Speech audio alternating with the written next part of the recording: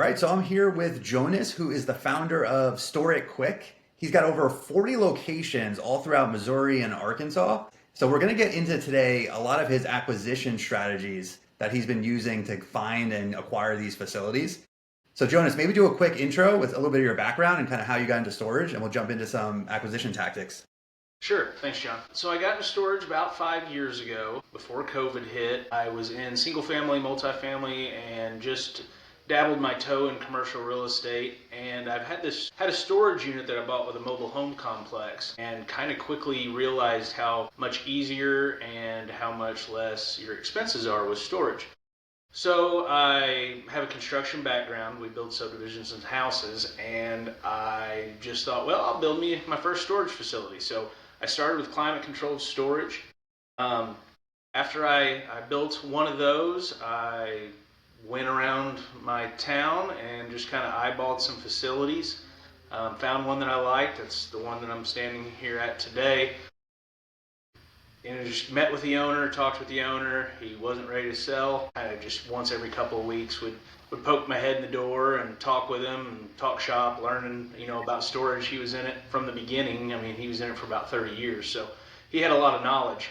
After that, we eventually he was ready to sell. Got this facility under contract, and after that it was kind of history. I just started going around town, and then start going neighboring towns and talking to owners and buying storage facilities. Yeah, and that's awesome. And how long did it take you to build out the 40 plus locations you have now? I know you've done it pretty fast.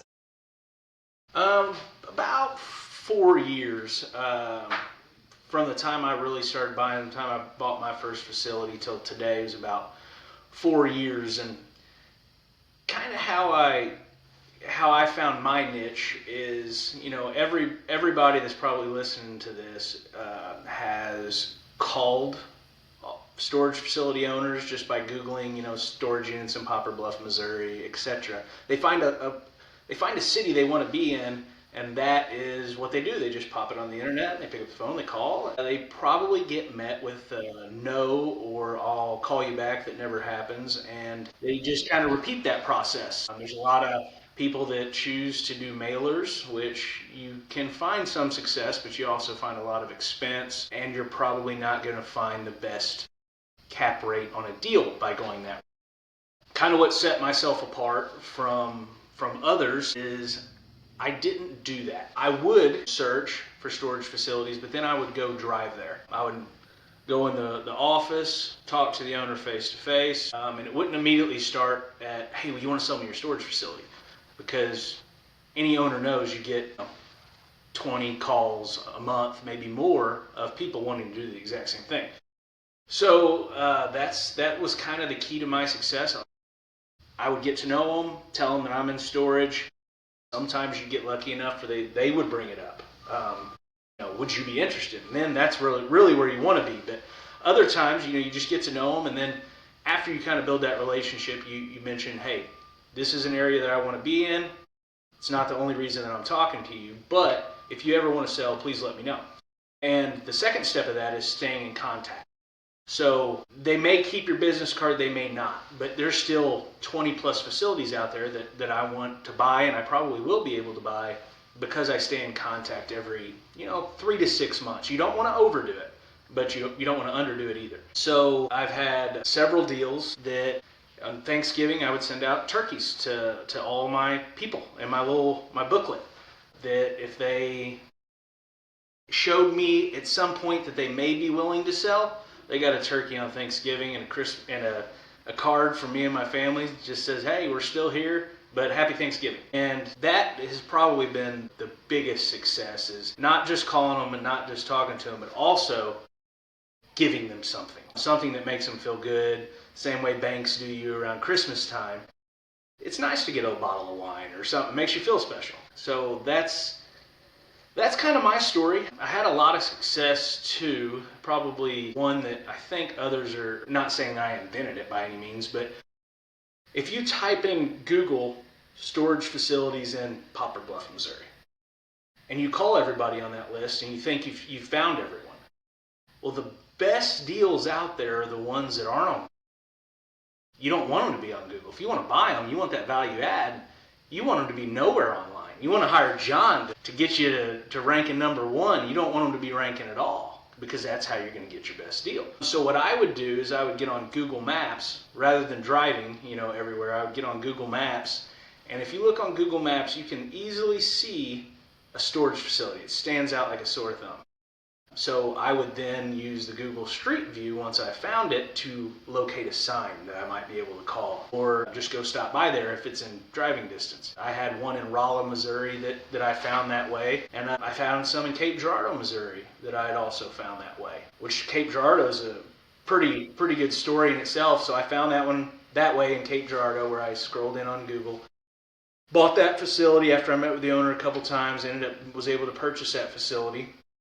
Went to a self-storage income event, met a good buddy of mine now, and he just so happened to have a couple storage facilities in Cape Girardeau. So I was able to not only buy the one, but then by networking, I was in the same market as he was, so I was able to kind of grow that portfolio there. Something that needed a lot of CapEx that he wasn't really willing to do. He had a great big portfolio that he was chasing, and he was able to get that under contract. So it kind of worked out for both of us. But that's there in Cape Girardeau on South Kings Highway. It's been a great asset. Awesome. Yeah, I think there's tons of lessons there too for a lot of people, where if you just do what everyone else is doing, like cold calling, you're just going to blend in with everybody else. Like, you really found a way to figure out like how you can stand out. So when those owners are ready or they're thinking of someone, like, you're at the top of the list versus all the other people that are just cold calling. They have no relationship they're building up. It's hard because it takes time, it takes energy. You got to think long term. But I think that's something I think a lot of people can learn from here. Like, how can you actually do something different where you actually stand out versus just doing the exact same thing everyone else is doing. So I think that strategy you had, and then ultimately building up these relationships. Now you get a lot of people that just come to you at this point, right? That will basically, in a lot of your markets that you're in. I do. I mean, I've basically created a funnel. You reach out and stay in contact with, I'm probably, staying in contact with 30 to 40 owners right now that I'm talking, every 3 to 6 months. I'm either going by there, making a phone call, or doing something. Out of those, just say 40, you have a trickle of, 2 to 3 a year that call that way. Now that, I've grown to 40 plus locations, now I'm getting the calls from brokers, and I love brokers. It's great, but those really good deals are ones that I found, ones that aren't listed. Coming from the construction and real estate housing background, when I first got going, it was, you want to be talking to the seller before the sign goes in the yard. Once the sign goes in the yard, they've gotten educated. The brokers told them, hey, here's what I think I can get you, and they probably can. You don't want them to have that conversation if at all possible. You want to go the route that you're telling them what you believe the value is. I kind of always have, when I speak to owners and people looking to find deals, I always give the analogy that buying a storage facility is a lot like dating a girl. The first time you take a girl out on a date, you don't immediately sit down in the movies theater and start kissing on her. I mean, at least maybe that works for some, that wouldn't work for me. But you don't. You talk to them, you get to know them, take them out a few times. It takes time. I think everyone has this mindset of, I'm just going to call them and ask them if they want to sell. You might get lucky, but probably not. And they're definitely not going to sell to you just because you called. I mean, they're getting those calls nonstop. So they're going to sell to talk to a broker or sell to someone more educated that they know. So, get the foot in the door is get to know them. Get to know them, keep that relationship to where when they're ready to sell, they're thinking of you. Yeah, especially with like when you're trying to get your first deal. Because at this point, if you're talking to someone, you have a big portfolio that then there'll be a higher likelihood they'd probably want to sell to you because they know you can get it done. Versus if you're trying to get your first one and you're just cold calling, you have nothing unique that you're trying to do, and you're just looking in the short term, it's tough. Yeah, because it's really like, why would that person sell to you when they're getting 10 other phone calls probably the same day, and then they know other people that have portfolios already that are ready to acquire more. So I think really trying to think like, what can you do that's different? It's hard to figure out, but like you came up with just staying in touch around the holiday time with different methods. I think that is something a lot of people can start to think about. How do you manage all this too? Do you have a CRM or like a spreadsheet or something where you kind of like document the different people you're talking to, or do you kind of have a system for that? No, not really. In my phone, I have storage facility owners, and then I have the name, and I go through it. Like I said, I put on the calendar typically once every 3 months, and then the ones that I didn't reach, I'll go back the next month. I won't just call. But no, there's really no good tracking tool. Most of it's just in my head. I know where they're at. I know I've looked at them personally. But no, there's really no great tool that I use. Probably should at some point, but nothing right now. Yeah, there's something to be said too about just keeping it simple too. There's so many different tools you could use, but sometimes that becomes a bottleneck. Now you're trying to force using this tool and force it into your process where you just set a reminder, you have the people, you know who they are, and then you're just naturally reaching out when it makes sense. Yeah, and to what you said a minute ago about doing something different, I think that is the key. So just because I said do it this way, if enough people do that, it won't work either. Owners will get tired of seeing the redhead come in and talk to them all the time. But so just always thinking differently. Same way with advertising. Me and you and your partner had a talk the other day of just Google strategies on organic search. How do we stand out from what all the other competitors are doing? Because most of the time, most competitors just copy the other one. Well, it's the same way with buying. They just copy what someone else has done. So just always be thinking what is different. But also, I think you always have to have it, whatever strategy you come up with, is being genuine and being a good person. Like if they think you're a snake, or if they think they don't have a good feeling about you, that's going to be out the window. So, just be upfront in what you want, and then just stay in contact. I mean, that's my strategy, and it's worked pretty well. Yeah, I think that's a good point too. If you could genuinely make it sort of a relationship you're trying to build, like maybe you could learn some stuff from the operator you're talking to. Maybe there's something you could give a value to them, whether it's knowledge or some way you could just add value to what they're doing legitimately, where you're not doing it with the sort of ulterior motive of just getting a deal done with them quickly. Like you're actually trying to help them. They'll be willing to give you advice, and you're really building that relationship up versus the more transactional, like just trying to, which doesn't really work. So I really like the comparison to marketing too. We look at that a lot with your portfolio on everybody for the most part will either copy what the REITs are doing or copy what some of their competitors are doing. And there's a degree of that like that can work. But what happens is you like you said, you end up just blending in with everybody, and a lot of marketing and getting customers and getting leads to buy deals is how do you stand out and how do you do something different? And that's where a lot of the creativity comes in, which the nice thing about it, there's no real right or wrong way. Like you came up with the idea of sending the turkeys out, staying in touch around the holidays. And that's really what everyone can try and do. But yeah, I love it. What are some other any other tactics or any other acquisition strategies you're looking at this year? Do you see any like new trends or new, without giving away all your secrets, any new methods coming up? Not really. If it was a good facility before, it's a good facility now. I know that everyone in self storage has been hit with occupancy. Not necessarily a lack of move-ins. I think from most of the owners that I've spoke with, the move-ins are pretty on par with where they've been last year in 2023, and then now coming, we're looking at 24 numbers. But the move-outs is what has really hit a lot of owners. We've had a lot more move-outs. I would say more people go into auction, but just regular move-outs are substantially higher. I think that comes from COVID. I think we had so many people move in record numbers really quickly. So we were renting, 10, 15 units a day. Well, those people do cycle out. This is a cycle, and they have to leave at some point. So the reason I believe that we're having so many is because we got them so quick. Now it's time for them to leave, and we have to fill those empty units. So that's kind of our story right now. Our move-outs are outpacing our move-ins. With the help from your team, we've actually got it to where we've had a couple positive months, which is awesome. But I would say that you asked about a different tactic. I'm trying this out right now. I don't know if it'll work or not, but it's good karma either way. I've got one owner that I'm working with. They're not ready to sell. Have a really nice portfolio.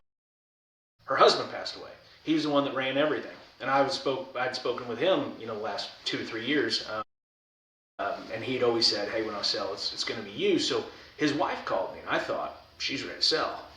But that wasn't the case. She wants pointers on how to take the business that's operating on, Notepad, and how to get it to where it's online and everything else. Well, I think a lot of people at that point would have just been like, no, I'm not helping you do that, because then you're gonna be able to add value. It's gonna be easier. You're probably not gonna want to sell. To an investor coming in, it makes it worth more money just to hand it over. But I'm taking the other approach to where I'm meeting with them. I'm showing them how to get set up online, showing them how to get it all transferred to Cubby storage.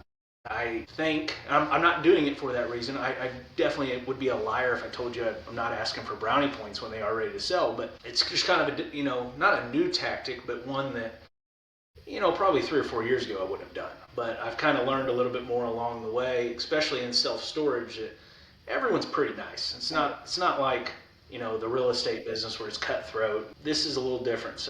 But it's not a new tactic. It's just that same tactic. Trying being genuine, and Yeah, adding I think value. that stuff pays off.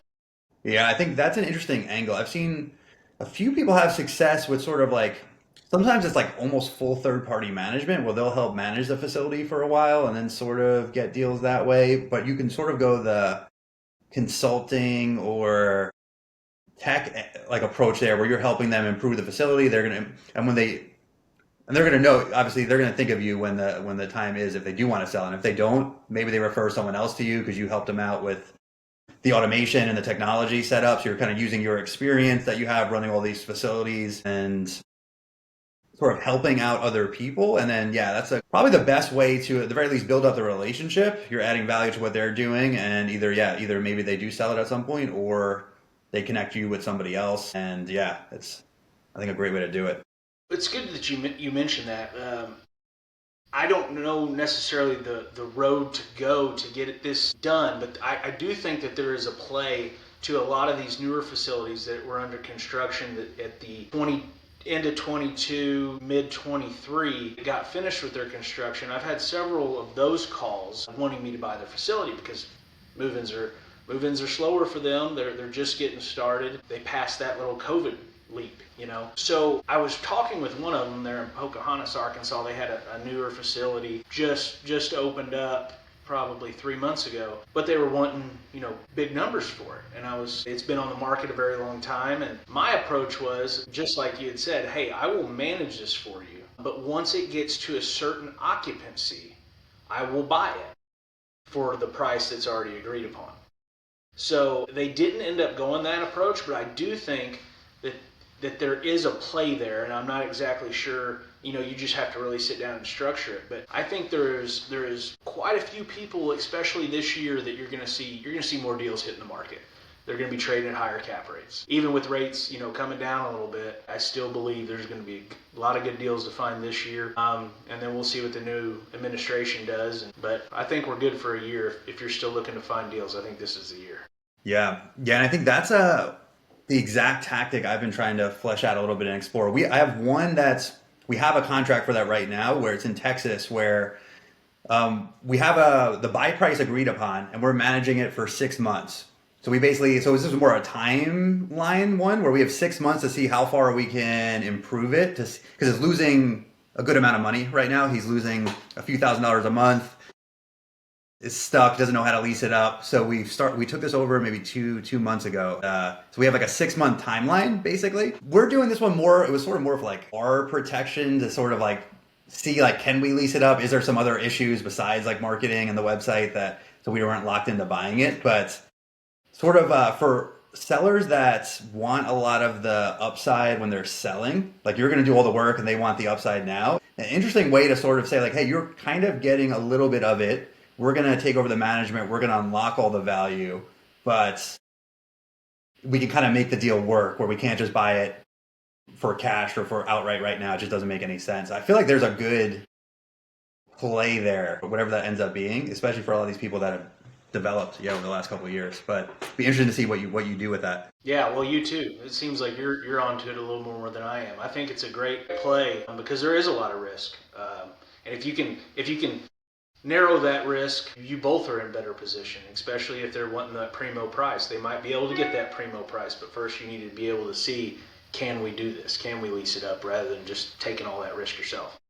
Yeah, that's what's fun about this stuff too, is like there's so many ways to get things done. There's almost like unlimited options. It's kind of like figuring out how to mold it for your situation and sort of if you can make the win-win scenario. Yeah, in this case, like the owner wants some of the upside, you're doing all the work to unlock it. So like, how do you blend those two things where they get some of it, you reduce your risk a little bit, and just get a deal done? We'll see how this one goes. It's still a little early, but I'm hoping this one comes through. So we'll see. Anything else, Jonas, Awesome. that you have? Anything? If people want to find you and your facility and kind of check out what you're doing, I know you just moved over to Cubby, you have a brand new website. Or what's the best place for them to connect with you too, if they want to shoot you a message or anything?